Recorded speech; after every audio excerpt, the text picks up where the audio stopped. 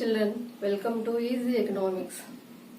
Today I am explaining the meaning, price and output determination in monopoly market. This is the first year topic, belongs to 5th unit. Okay children, I will start the topic. In previous class we discussed about the perfect competitive market. And in the final examination, either perfect competition or this question will be asked for the 10 marks in the first year. Whereas already in the classification of markets, we studied the classification of markets based on competition. Markets are classified into two types. They are mainly two types: perfect competition and imperfect competition.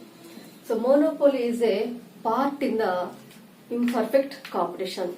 So in the imperfect competition, the competition is not pure, means the sellers will produce various differentiated goods and they will charge different prices for the same product. Like that, the competition is not pure. So hence it is called the imperfect competition. So monopoly is a part in the imperfect competition. It is one type of market in the imperfect competitive market. Yes, in this topic now I am explaining what is the meaning of the monopoly and what are its characteristics and how the price and output is decided in the monopoly market is studied now.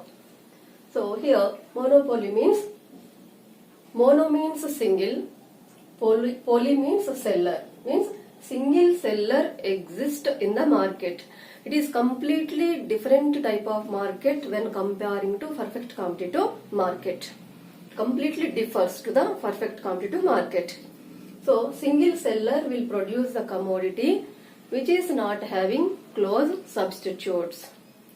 Being the single seller, firm and the industry are the same, one and the same, and the commodity which is produced by the single seller doesn't have any close substitutes. Means that type of commodity is not produced by anybody else. And according to Bilas is economist, he stated that being the single seller of the commodity, the monopoly seller is not affected by anybody else, any of the producer, and he doesn't affect the prices of the products of the other sellers. Okay children? So finally the meaning of the monopoly is single seller or single firm. Okay, is producing the goods. A commodity doesn't have any close substitutes. So what are the characteristics of the monopoly market? A single firm produces the goods. Yes children, either a single producer or a single firm producing the goods. Second one, no close substitutes to this good. Means the commodity which is produced by the monopoly seller doesn't have any close substitutes.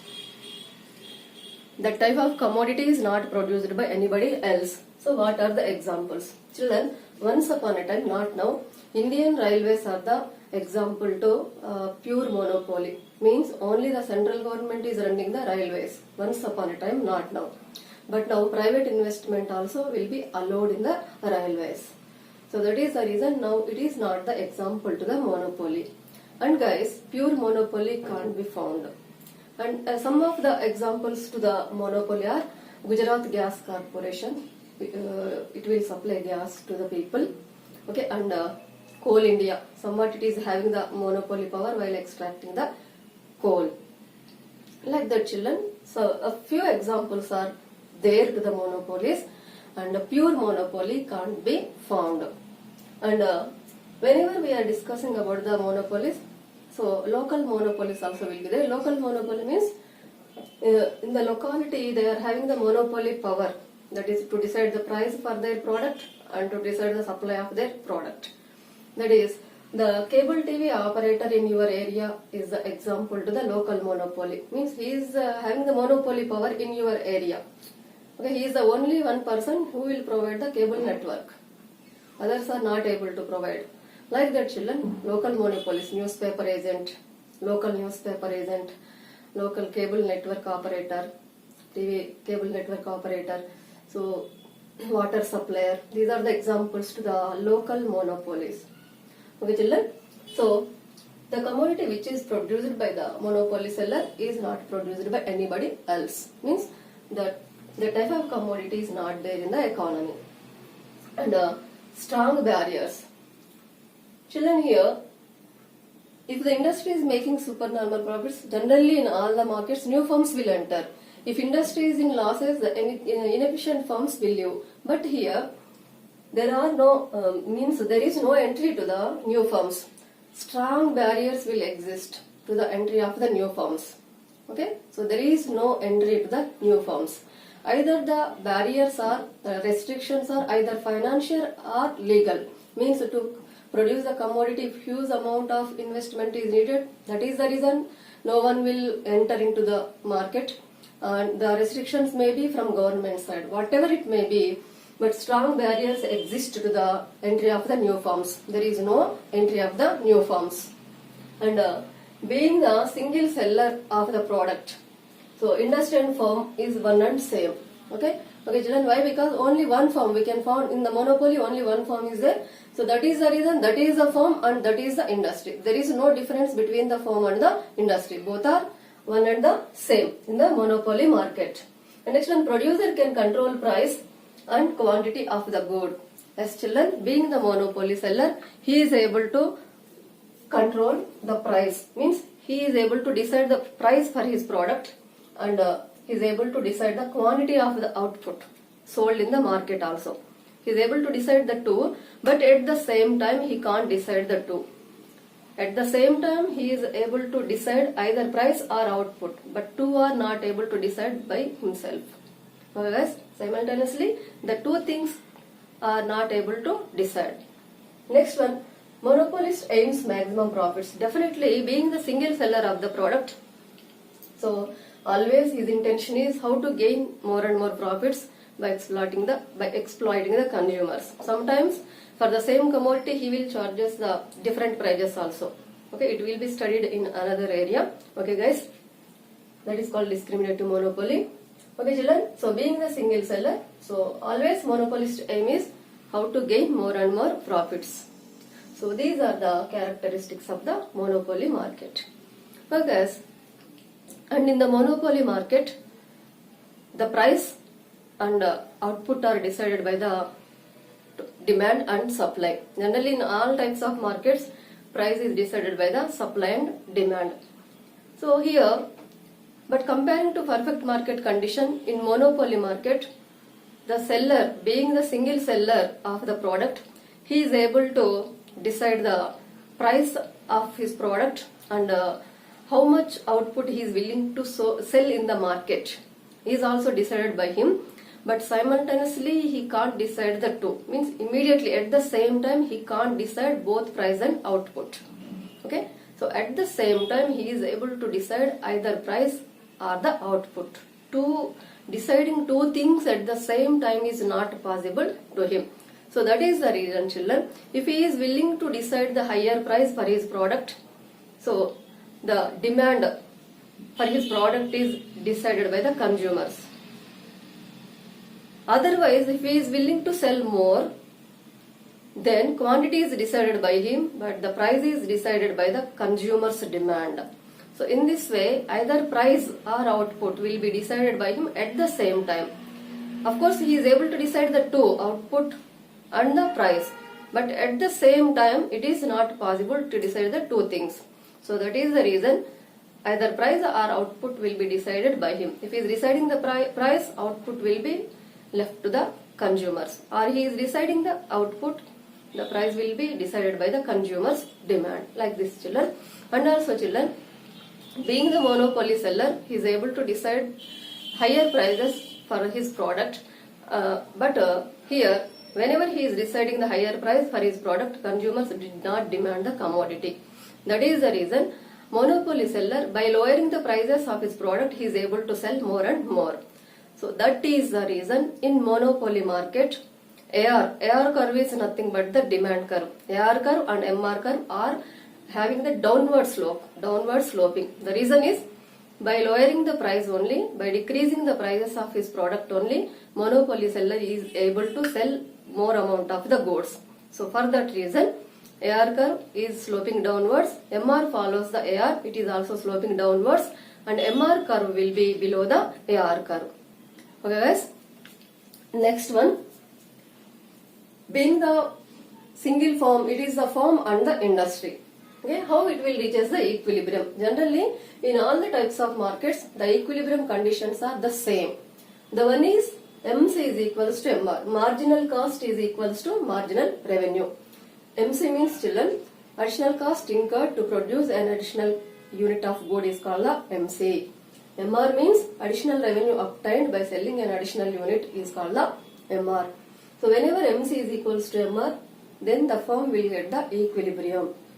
Equilibrium means a state of balance. From that situation, it is not willing to move either backward or forward. Okay. Next, second condition is MC must cut the MR from below. MC curve must cut the MR curve from the below. So these are the two conditions must be fulfilled by the firm to get the equilibrium condition. Okay guys, and here while producing the goods, if MR exceeds MC, so the monopoly seller will get the profits. If MR is greater than MC, so means by producing an additional unit, the cost incurred is less than the revenue obtained by him, so he will get the profits. Additional revenue is added than the cost if MR is greater than MC. So in this situation, he will gain the profits. That is the reason he didn't stop the production. He will continue the production. And when MR is less than MC, by producing an additional unit, cost is more than the revenue. So that is the reason in this situation, he is not willing to continue or expand his output. So when he will stop his output, here he is not willing to stop the production. In this stage, he is not willing to continue the production. So the stage is MC is equals to MR. That is, whenever the marginal cost is equals to the marginal revenue, at that situation he will get the equilibrium. So he will stop the output there only. After that, if he is entering into the third stage, that is MR is less than MC, he will get the losses. That is the reason he did not produce the goods at this stage. Okay. If MR exceeds MC, he didn't stop the production. And MC is equals to MR. So it is the equilibrium. The profits were maximized by him in this situation. So he will stop the production at that situation. Okay, children.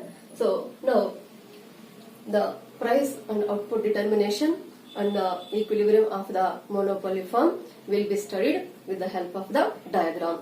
So to study the price and output determination and the equilibrium of a firm, we are in need of the cost and revenue curves. Average cost, it is nothing but cost per unit, and marginal cost. Additional cost incurred to produce an additional unit is called the marginal cost. And AC and MC are needed, and AR and MR also needed. Average revenue means the revenue obtained by the producer by selling a single unit is called the average revenue. It is nothing but the price of the single unit. AR and price of the single unit are the same.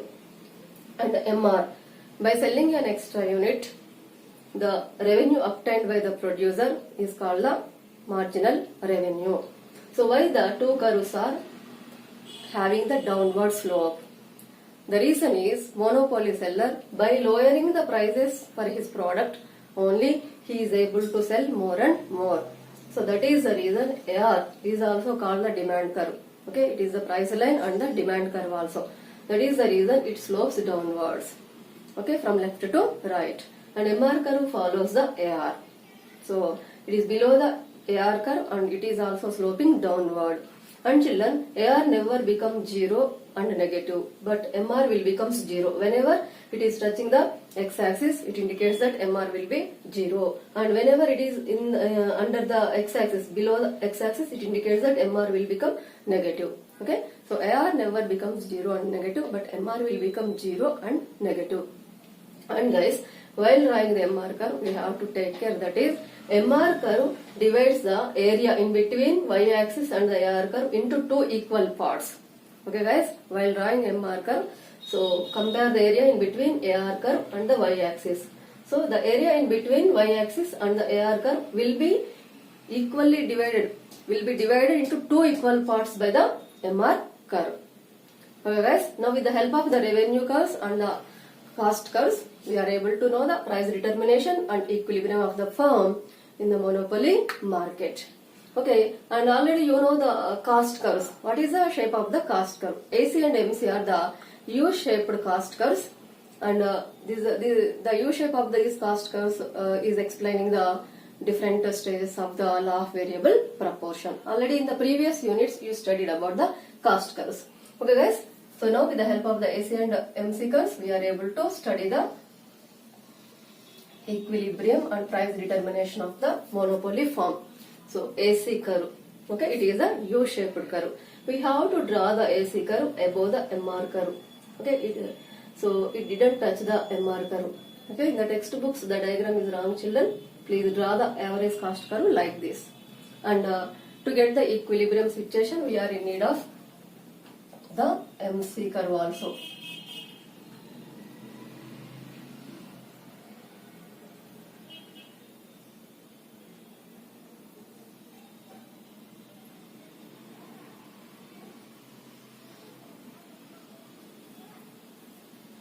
So MC curve starts from here,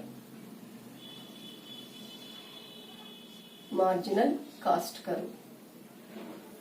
Okay children, now where the MC curve is intersecting the MR, so this situation is called the equilibrium situation. See children, at this point MC is intersecting MR from below. Okay, so it is the equilibrium point. At this point both MC is equals to MR, and from the equilibrium point, children, on x-axis we are showing quantity and y-axis cost and revenue curves are shown. Cost and revenue are shown. Okay, so from the equilibrium, if we are extending a straight line towards the x-axis, it indicates the quantity of output, OQ. Okay, so guys, we have to extend the same line up to the AR curve. Okay, so here the straight line where it was touching the AC curve, from that area, from that place, we have to draw a straight line towards the y-axis which indicates cost, and where it touches the average revenue curve, from that area we have to draw a straight line towards the y-axis which indicates the price. Okay guys, and this is point A and this is point B. At this point E, both MC is equals to MR, means the firm is in equilibrium situation. So what about before equilibrium point? Before equilibrium point, MR curve is above and MC curve is below. It means MR is greater than MC. By producing the additional unit, cost incurred is lower than the getting revenue by selling the additional unit. So that is the reason the producer will continue the output whenever MR exceeds MC. At the equilibrium, MC is equals to MR. The profits were maximized at this situation. So after equilibrium point, MC is greater than MR, means MC curve is above and MR is below. So whenever MC exceeds MR, it is not profitable to the producer, he will get the losses. So that is the reason he is not willing to continue the production.